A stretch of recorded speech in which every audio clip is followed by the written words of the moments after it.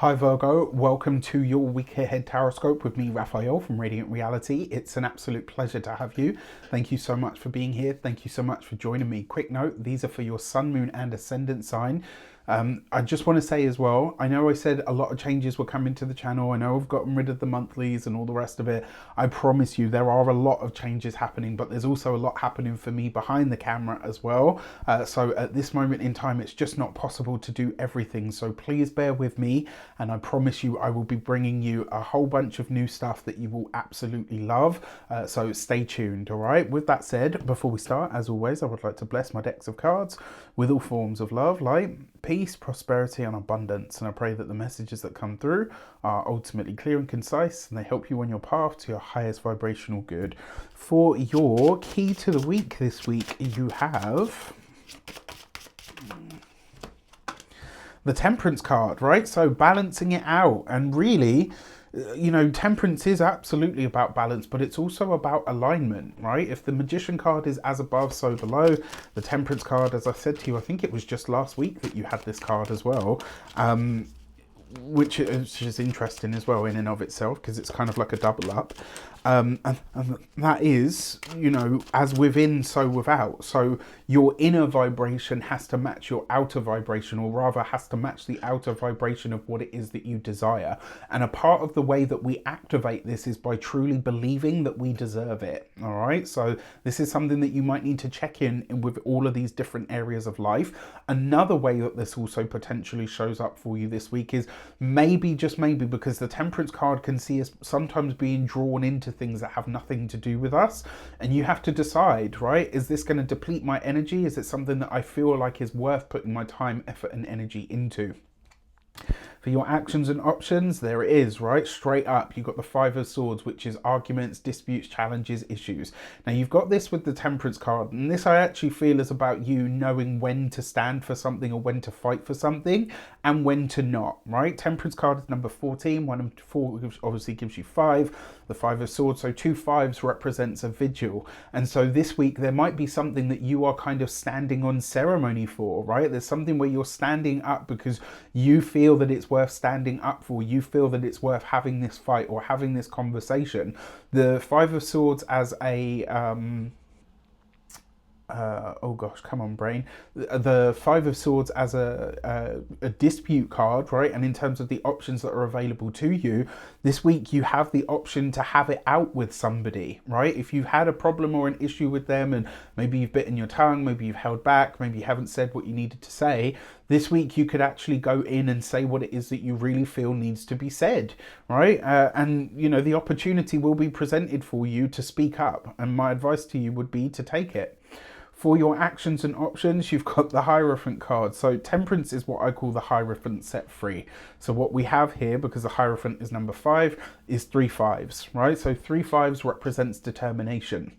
And so what this tells me is when it comes to your work, your profession and your career, and actually your personal life as well, you are determined to change the experience that you're having, no matter how big the other party seems to be. And I am totally here for this with you. It's like you've got to be in your bonnet and you are not going to let anybody get away with not knowing about what that is. When it comes to those of you that are studying or in some form of academia, this is potentially a dispute or an issue that you have with your learning institution. It could be something that you've maybe held back on, you know, off on from talking about because, you know, you wanted to have an easier time of it. But at this point, it's like you can't ignore it anymore. For those of you that are employed by somebody else, same kind of energy, right? Like this week, it looks like you're really very focused on whatever issue you have with your organization, with the institution that you are a part of. And it's also, you know, funnily enough, it's possible that across all of these, the board, you know, across the board for all of these, whether studying, employed by someone else or self-employed, you know, with your own business, it's possible that there's something that on a spiritual level or on a moral level doesn't feel right for you. It doesn't sit right. And so you have to speak up on it, right? You refuse to kind of take it lying down, as it were, because there's a moral sort of responsibility here, or certainly a moral responsibility that you feel in your gut or in your soul.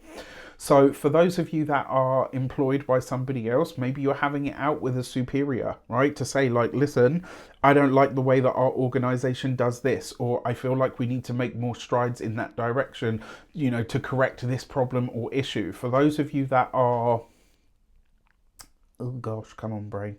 For those of you that are business owners, entrepreneurs, solopreneurs, people that work for themselves, how you establish yourself as an authority, how you really show people that your business and you therefore are trustworthy is by showing up and showing out. And one of the ways that we can do that is by calling stuff out when we see it. It's not always easy. And, we live in a world where cancel culture is real, right? So sometimes just for voicing your opinion, if it's counter to, the one that is the current popular vote, you can find yourself in hot water. However, right, so I'll give you an example of this. If you've been with me long enough, I talk about everything in my readings, right? If I see death, I will talk about it. If I see heartache, I will talk about it. And I'll talk about all the good stuff too. But as far as I'm concerned, this is the work, right? You talk about the good stuff and the bad stuff. It goes hand in hand. If you're looking to a true reader, intuitive, astrologer, numerologist, etc., whatever, if you're looking to someone like that to give you advice and you only want them to give you the good stuff, you've got a problem, right? You already have an issue there, because 9 times out of 10 they're going to see something that you're not going to like, or that you're not going to enjoy, or that is going to be a challenge to you. And those challenges very often enhance our lives in the long run, right? They build the character or the resilience or even the knowledge that we need in order to survive and to thrive. So, for those of you that are retired and no longer working, especially those of you that are married, there could be conversations around the marriage. There could also be conversations around something that maybe your partner, your significant other is doing, or maybe your religion and their religion, or your spirituality versus their religion, etc., are clashing in some way. So it's a really, really potent time for you at this moment. When it comes to your love and relations, you've got that Ace of Wands. So what the relationship truly needs, for those of you that are partnered, married, or in long-term commitments, you need to get back to the joy, the pleasure, and the romance of it all. You need to get back to the fun, right? Quite frankly, because at this moment in time, that Ace of Wands is a fresh start or a new beginning. And in order for this stuff not to constantly impact the relationship, you have to do something different. When it comes to those of you that are single and looking, the Ace of Wands, you could meet somebody and it could be a lot of fun, it could be a lot of laughter, it could be very sexual, very sensual, all of that good stuff. But quite frankly, you two are going to rub... Excuse me. Quite frankly, you guys rub each other the wrong way, right? There seems to be some level of dispute here that I think, in the initial, it could be fun, it could be feisty and all of the rest of it. But I think in the long run, it's not going to be something that you enjoy, right? It's like too much of a difference for it to be viable for the long term. So keep it fun. Now, when it comes to your money and materials, you've got the 8 of Pentacles. The 8 of Pentacles is about your work, right? So there are things going on within the work sector here. And with that Temperance card, this is potentially you asking for the pay rise or the money that you need, and realizing that, it's almost like, it's not to say that you're not doing enough for it now. It's just to say that that's potentially the excuse that your employer uses in order to say, well, you're going to have to do this, this, and this if you want more money.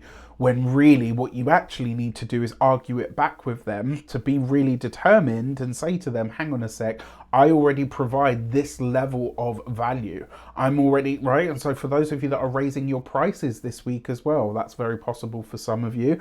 This is about you being really honest about what you already bring to the table, what you already deliver, as opposed to, being expected to give and do and be even more.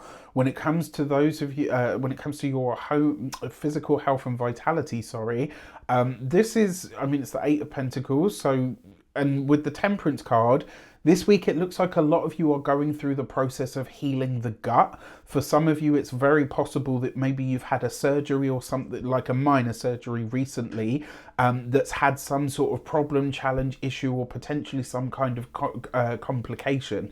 If that is the case and it's in your gut, obviously go back to your doctor. One thing that I always say is, doctors and nurses, they know the body inside out, but you know your body better than anybody else because you live in it, right? And I've seen this happen a few times, and I've known this to happen for myself. So last year when I got really sick, at the end of 2023, I had a big barmy with my my doctor's surgery, because basically the lady was like, she prescribed me allergy medicine for a problem that I was having, and I was like, look, I have hay fever, I have eczema, I know how sensitive my body is, but I'm telling you this is not that. She just wouldn't have it, right? It's like she just wouldn't have it. And it's like, for fuck's sake, first of all, I pay for my prescriptions, so I'm asking you to give me some proper medicine. And second, if you don't know what it is, don't just prescribe me something that you think is going to meet the criteria,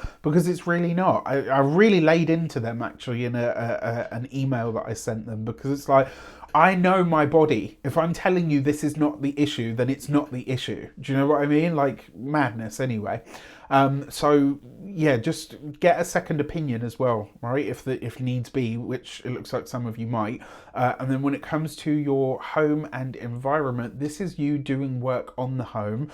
But funnily enough, it may be work that you've already had done on the home by a professional that you're like, you know what, they did such a bang up bloody awful job that I'm just going to say, fuck it, I'll do it my damn self.